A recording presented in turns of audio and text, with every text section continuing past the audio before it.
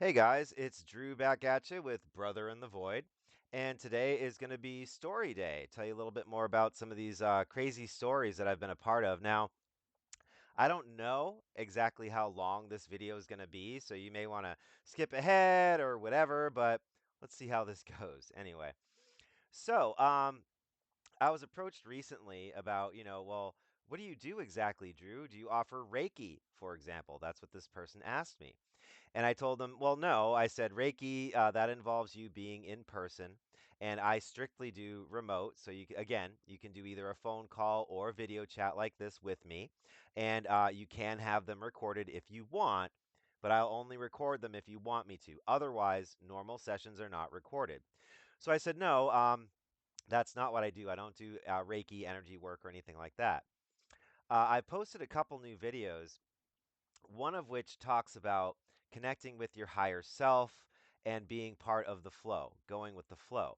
If you look at a lot of my videos, you're going to see that I'm of the frame of mind, okay? I believe that we're all transmitters and receivers. That the universal energy flows through us, through our brain, and gives us messages and things that we are supposed to accomplish, as well as receive thoughts of our own, and so on and so forth. And you'll see that in the other videos. But moving right along, let's get to these little stories of mine. So I'm going to start with my most recent adventure, okay? And also show you how I've, given myself my own sense of self-worth and so on and so forth. So, in the apartment that I just moved from, I had lived there for 3 years, and the time leading up to that, I've been in sales for quite a while, typically working in call centers, so on and so forth. And usually, sales, like open to close, so on and so forth. So what I did, I worked myself up to 2020, and then I saw a position called SDR, which stands for Sales Development Representative, which is really just a fancy term for appointment setter. And it had a base salary of 40K a year. And I'm thinking to myself, I don't even have to sell anything. All I have to do is set appointments and make good money with that and make commission per appointment, and I don't have to sell anything? Where have you been my whole life? So, I decided that very moment that I was going to focus on being an appointment setter, SDR or a BDR, business development representative. Same thing, interchangeable. So that was my focus. Now, before that, I had a girlfriend, long distance girlfriend, and I had been working myself up in sales, telling myself, "Hey man, you're older now, you have experience. Let's juice this up a little bit. Let's get in there a little bit of self-worth. What am I really worth with the skills that I have now?" So, I set a mark for myself. 40K a year was my baseline, right? And I took it from there. So, I got this job as an SDR working for this company, and it was great. Unfortunately, the company did have some internal problems. They ended up signing some internal memorandum with another company to try to clean things up, and things kind of went downhill from there. But regardless, and I left on my own volition. I was doing fine. I wasn't fired or anything. I just left. But from there, I had focused on appointment setting. So take note, the part of this story is self worth. A lot of people don't really truly understand or realize their own self worth. And a lot of people put up with these companies that are constantly badgering them or paying them not what they're worth or bait and switch. You'll see a job post. I experienced this too. I saw a job post for a solar company. This was fun. The base said 50K a year plus commission. I was all about it, right?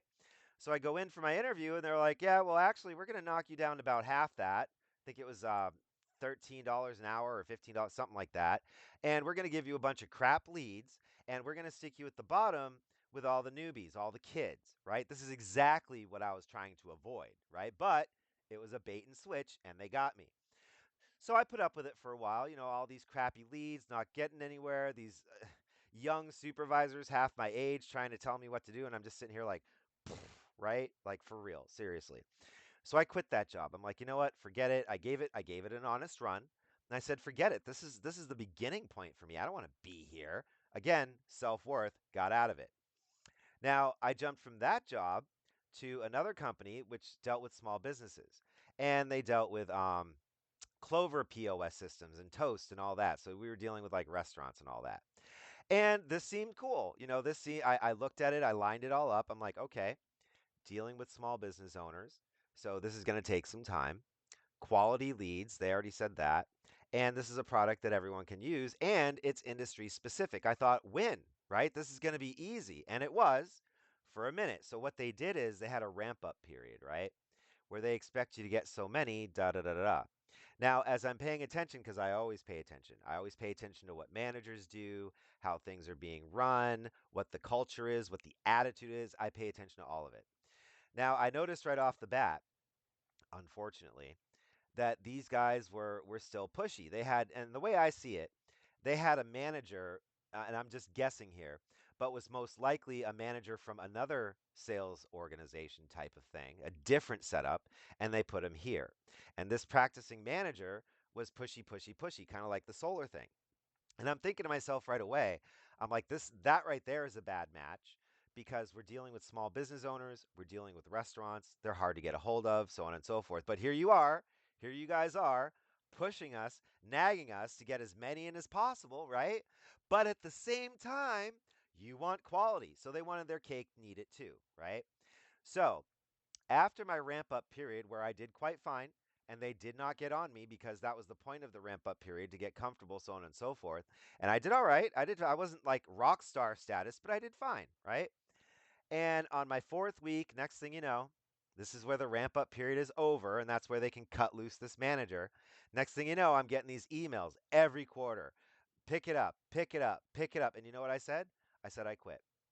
And I sent them an email saying so.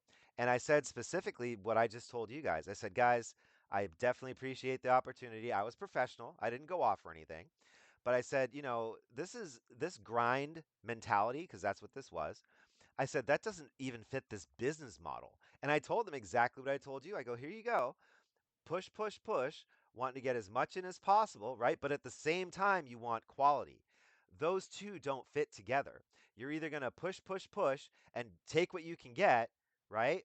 And though that might be few and far between, whatever, but deal with it if that's how you're going to do it. Or you take your time, you understand that business owners are hard to get a hold of. We reach them when we can. We have that proper conversation, which takes time when we can, and that's it. I said, but the way you guys have it set up now, no, I'm out of here. So I quit.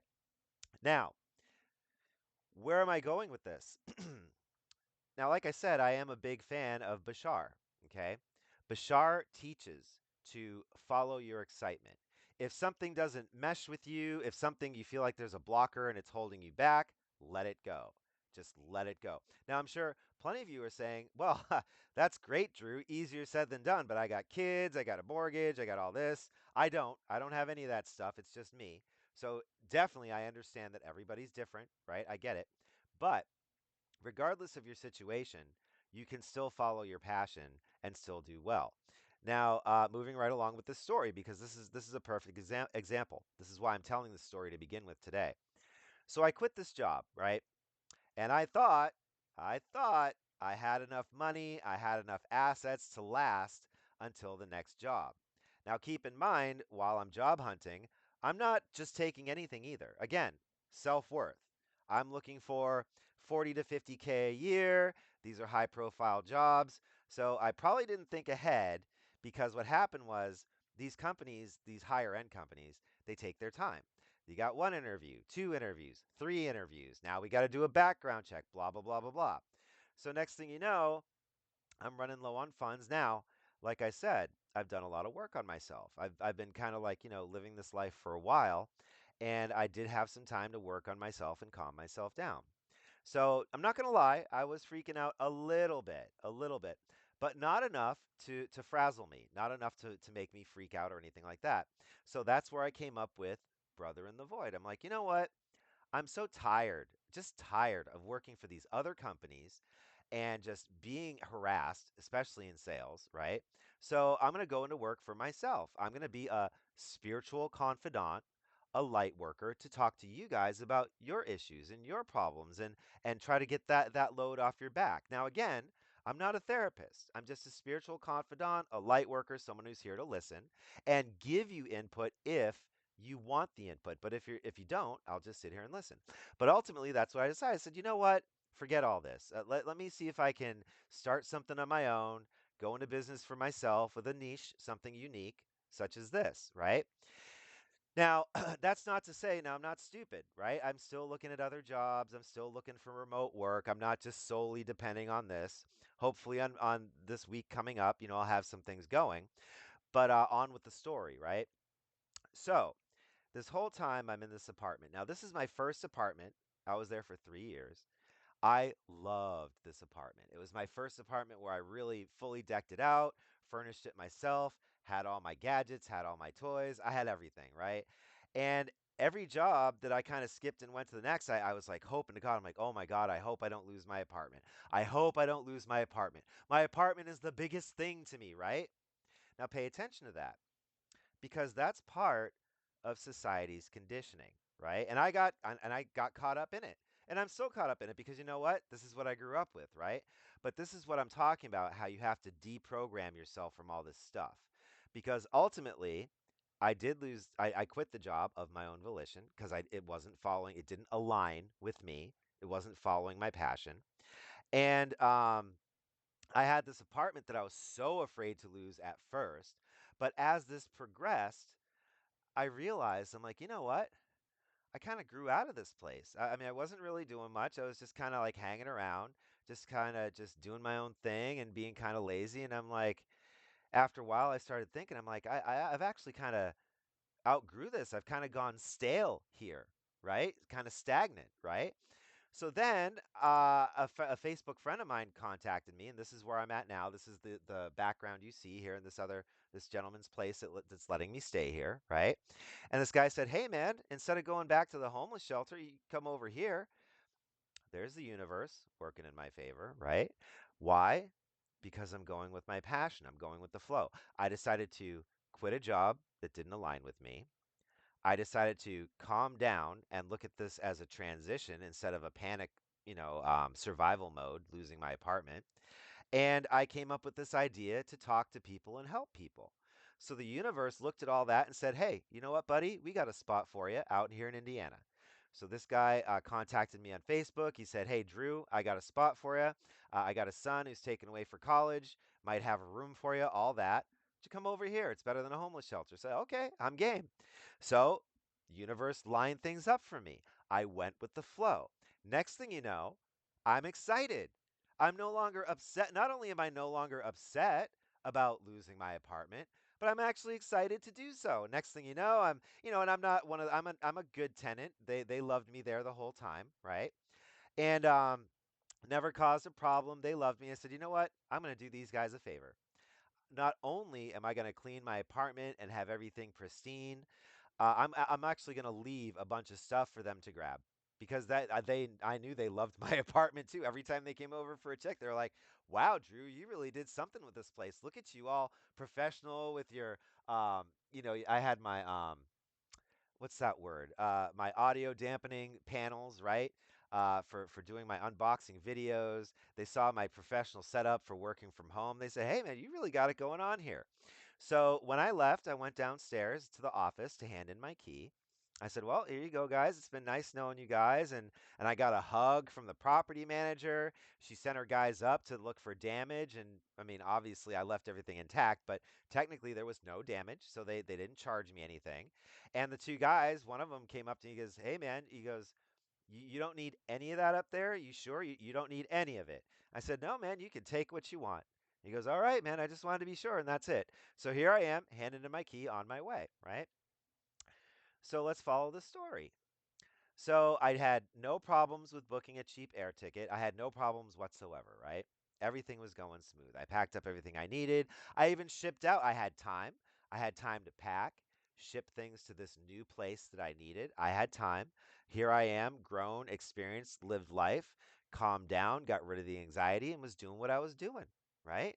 So I shipped off some stuff. I packed up my stuff, handed in my key, off to the airport. Now, there are some details with this gentleman who invited me to stay here. He said, "Well, I'll pick you up at the airport. I can leave my key, so on and so forth, whatever." But I had a ride. I said, "Hey, man, it looks like my flight is going to be in at like 2:30 in the morning. Um, is there any way you could leave the key for me or whatever? He goes, oh, I'll pick you up. So everything was going smooth, right? And keep in mind also, this is the 4th of July weekend, right? So he had plans to take off for 2 weeks, whatever. So here I am getting on my flight, right? I'm in Las Vegas. God damn it. Let's just start by saying, God damn it. So the flight got delayed 1 hour, 2 hours. So I'm sitting here on a delayed flight, right? Now keep in mind, I am not the most patient person, and I have been known to have a temper. But also remember, I have done a lot of work on myself. So I had a 2 hour delay in Las Vegas, right? Pissed me off. I didn't say anything. And here we are, all these other people hemming and hawing, coming back from their vacations or going on vacation. And here I am, technically homeless, right? So I should already be out of my mind, right? But I'm not. Just relaxing, just passing the time. Get on the flight, go to my connection in Denver, Colorado to Indiana, right? So I get to Denver. God damn it. Extra goddamn it on this one, okay? Extra goddamn it, okay? Fucking this flight was supposed to leave at 9:52 p.m., right? And because I missed my connecting flight and it was their fault, okay? I had to wait until 7 in the morning, spent the whole night. The whole night at the airport. Now, a couple differences from this me being homeless now and me being homeless before. Now I had experience. Before I did not. Before I had a bag and that was it. Now I had my laptop, equipment, all this stuff. I could entertain myself at the airport. I could watch movies, play video games, whatever. So again, I turned it around. I didn't, and again, I'm not someone going on vacation or coming back from vacation. And here's all these other people bitching and complaining, right? Here I am, a homeless guy, but I don't look it. You'd never think it, right? And I'm just watching my movies, playing my video games, whatever, until the next flight. Finally, I get on board. And again, no temper, no complaining, nothing. Just did it. Now, here's another note. This is interesting. So while I'm in Denver, I come across this woman. She's at the counter and she's having problems paying for whatever, and she's about my age and she's cute, right? I overhear the conversation. She needs $100, but they wouldn't accept cash. It had to be on a card, and all she had was cash. So I said, "Psst, come here." I said, "What's going on? What do you need?" She told me. I said, "I'll put it on my card, whatever." And she gave me the 100 cash as the trade off, right? So we took care of her, and she took off, right? Well, a few minutes later, she comes back. She's got a bottle of water for me. She sits down next to me. We start talking. I bring up Bashar and Billy Carson right on that tip. Totally clicked. And the gate number that I was leaving out of represented my first name and my birthday. I'm not going to tell you what the gate number was because I don't want to give out that information. But yet again, another sign from the universe. You're in the right place, right? So I had this cool conversation with this girl. I showed her my videos here on Brother in the Void. She thought was super cool. Who knows? Maybe I'll hear from her later. Maybe she'll be a client. Who knows? But that's another thing. So then I get here. Now another thing too. Again, this guy was supposed to take off for 2 weeks. Well, I tell him, well, now I'm not going to show up until like in the afternoon. He's like, "Oh man, I'm sorry, but that's too late. I can't come pick you up," which is fine, and I appreciated him being honest and feeling bad. That's a good guy, right? But at the same time, as a traveler and after going through all this crap, right? I kind of wanted time to myself anyway. So it all worked out. So even with these delays and everything else, well, next thing you know, I finally get here on my own. No one picked me up, nothing. I got here on my own. And I have the place to my own for 2 weeks. It all worked out. It all worked out. Now, and this is another thing I want you guys to pay attention to. This is spiritual stuff. This is spiritual alignment. These are spiritual happenings. And you'll notice, please notice, that not everything is sparkles and rainbows. Not everything is sunshine all the time. The universe constantly tests you. You'll see that in these most recent videos that I posted. You're always going to run into shit, blockers, negativity, things that are going to try to drive you down. But that's not the universe punishing you. That's the universe trying to see, how are you going to handle it this time? What are you going to do this time? And the more you follow that, the more you realize that. And the more you calm down and the more you stay in alignment with what you do, the more the universe is going to remove those blockers, remove that negativity, stop beating you down and go, "Hey, you know what? Good job. Here's a gift." That's how it works. That's exactly how it works. And that's what I'm here to try to show you guys. That's what I'm here to try to relay. So, if I'm talking to someone, let's say, they're having financial difficulties, and there's this trend now of people moving into their vehicles, right? I've read all about it. And I can't blame these people. I mean, they have crushing debt, whatever the case may be. Talk to me. Can I fix your situation?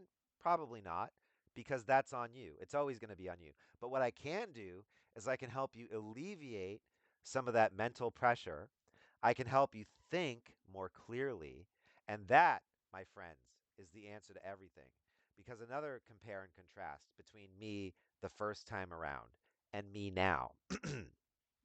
The first time around was the family war, okay?